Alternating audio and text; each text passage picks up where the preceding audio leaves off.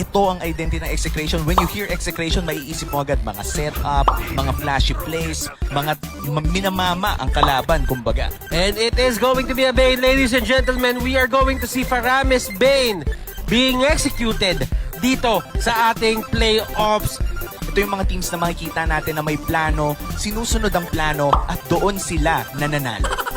And let us see what will happen here. Hindi sila naging successful sa pag-debut ng Gusion on the gold lane under Rene J's hands. Pero look at this. 2v2 the top side. What happened there? Saan nakuha yung energy crystal? Pero ano kaya to? Kakaiba to ha. Very interesting to para sa mga viewers natin kung ano bang ginagawa ng ganitong klase na strategy. They are getting gold but Lalalim yung kailangan niya puntahan para makapag-defend or makapag-farm. and this is a Harriet that we're still talking about. Every kill counts for a late game hero such as the Harriet. Wala pang kills na nakukuha ang execration. But yung law of diminishing gold, hindi sila pwedeng makakuha ng kill. And si Chaknu at si Bane, uulitin lang to hanggang mamaya. Execution na may 3 tao sa taas. Ang gagawin nila, rekta sa turtle. And that's a good trade-off. Cross-map play ang ginawa ng Omega doon. Knowing, or execration rather, knowing that Omega invested around 3 or 4 people doon sa top side immediately. They took down the turtle and they equalized a bit of the gold trade na nangyari doon. But looking at gold right now, medyo napupunta na nga tayo sa law of diminishing gold. Butters, 1.3, na-stuck na sa 1.3 to 1.6 sa pagpunta ng paulit-ulit doon sa lane na pinupush lang ng walang kamatayan. Pero ito, dito si Renjo dinadala-dala. And LBJ, nahuli si Haji. Kenji, ang next target niya. Renjo, buhay pa rin. Yung tatama ng second skill. Nag-flicker yun si Kenji. At mukhang siya ang tutong pa dito. Renjo, minapakito. Survive. Wow. 2 kills. Finally napunta sa side ng execration. Pero tignan mo to, wala talagang tigil sa pag-push ang execration dito. Kita natin ang mga creative na strategy nang gagaling sa Omega. Pero execration, dumating sila dito nang napaka-prepared at malefic roar na nga dito si Kendra. Ibig sabihin yan, mas masakit pa sa Torre. At bakit nga ba si Lina yung isang kinuha nila? Kasi pwede kang mag-teleport doon sa Abyssal Trap. Ang gagawin nila, mag-set up sila na malapit na sa Torre at kapag na-set up na nila, doon sila gagamit ng arrival. Ngayon, for execration, feeling ko ang kanilang next step ay ituloy na din lang kung ano yung strategy nila. Again, go back to that gold lane, nag-arrival na. Paulit-ulit lang. Gawin na lang na mission successful dito dahil sinimulan na nila ang ganitong strategy para kunin ng maaga ang inhibitor turret. And yung ultimate nandun pa rin talaga, Omi.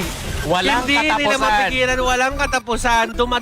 Dumadami lang yung procs ng pag-revive. In Omega Esports, I feel like ang sagot nila dito sa ganitong strategy o cheese strategy na ginagawa ng execration ay just take fights when they see them. Haji Z, nakuha nila yung unang torre nila. Para dito sa game, this is a great move para sa side ng Omega. Para kahit pa paano ay makakuha naman sila ng onting breathing room. Pero sabi na execution, walang breathing room. Anong breathing room? Walang hihinga. May breathing room na. Nasira na yung inhibitor turret kaya lilipat naman siguro sila sa ibang lane. Pero hindi! Gusto nila tapusin ang game tong! And automatic yan. Kapag nahawakan nila yan ng 2 o 3 beses pa, tutumba na yan. And ito ata yung pinakamakesong lineup na nakita natin sa buong stay ng MPL dito sa Pilipinas. At pinag-uusapan lang namin to sa backstage. Pinag-uusapan lang namin kung lalabas ba to and lumabas na nga. Si Heath nandito sa area. Pero kasi ang pinaka-problema, turn na din dito si Haji kung ano nga bang gagawin niya. Nako, and they're going for it. Sinusugod na lang talaga nila ang base pero medyo kulang ata sa minions at damage. Nako, nakakuha ng kill. Okay lang yan kasi ang pinaka primary na gagawin lang naman talaga nila, basagin lang yung base turret, tapusin lang yung laro. Netong ginawang draft ng execution para hindi sila magkaroon ng problema. Napaka mega mind ng strategy na ginawa ng execution dito pero mukhang magkakaroon ng labanan. Circling Eagle, pasok na dito. And that is going to be Kelra taking down yung Torre. Wala sila i-take down at tatanggapin lang nila buong buo yung pagkamatay na yon at alam nila ay nagawa na nila yung trabaho nila. LBJ kumukuha ng kill and slaughtering blades. Binato niya na lang. Is automatic. Meron 3 o 2 tao na mawawala sa inyo at yung execution, pipilit na nakukunin to. Nandun na naman sila sa taas at nakakuha ng execution yung Lord. Nako. At tadaan yan sa may taas. Pero habang nangyayari lahat yon, si Faramis makakuha ng kill But yung trio ng Omega, si Heath, Toshi at si Haji, tuloy-tuloy lang sa pag-pressure ng ibang lane. Nako, medyo mahirap to para sa Omega Esports. Meron ng Lord na nagmamarch dito sa gold lane at dederecho yon sa kanilang base. May arrival din na available para sa execration, so anytime na makapush ang level 1 Lord na to, ay pwede silang dumiretso at hindi na nga nila inantay pa dahil dumiretso na sa base dito si Chakno at si Kelra. Chakno at Kelra, susubukan na nila tapusin to. Yung ultimate ni Chakno, binato! Kelra, kakayanin pa nila? May enough damage ba? Another revive doon sa may ultimate. At pang-apat na nila to. Kelra, kakayanin ba? Hindi kakayanin. Hindi tama yung damage output para i-end na to ngayon. At eto na naman silang dalawa, ang dynamic duo, Chakno at Kelra. Oh my goodness, sila lang yung talagang nagbibigay ng buhay nila dito para ipapanalo ang side ng Execration.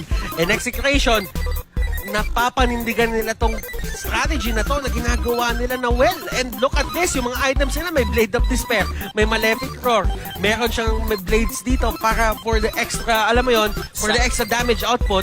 Tapos, ang ginawa naman dito ni Paramis, ni Chakno, kumuha siya ng Enchanted Talisman para kahit pa paano bumilis-bilis yung cooldown ng spells niya.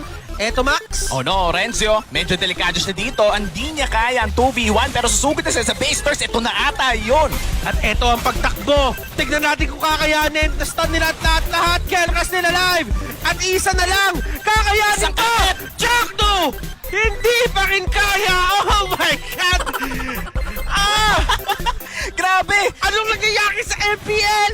Hindi ko alam kung ano nangyayari sa MPL pero nagsisigawan na lahat ng mga tao dito. 5 segundo para dito kay Kelra. May oras para tapusin ng Omega to pero kung hindi nila matapos, isang kalapit na lang talaga. At They're delaying it. nag-arrival, nag-delay, pero kakayanin na, nagmamarch na yung Omega dito, and here is the fight for their lives, and game number 1, kanina wala pa, hindi pa rin talaga kaya, at Chakno, meron siyang ultimate na ibabato, at yun yung magiging hudyat at senyales sa Omega, na mag-back na lang. Ito na ata ang pinaka-exciting na laro. Ngayon, sa match na to at hindi pa nga tayo nakakaabot sa Game 2, 3, 4 at a possible Game 5 execution.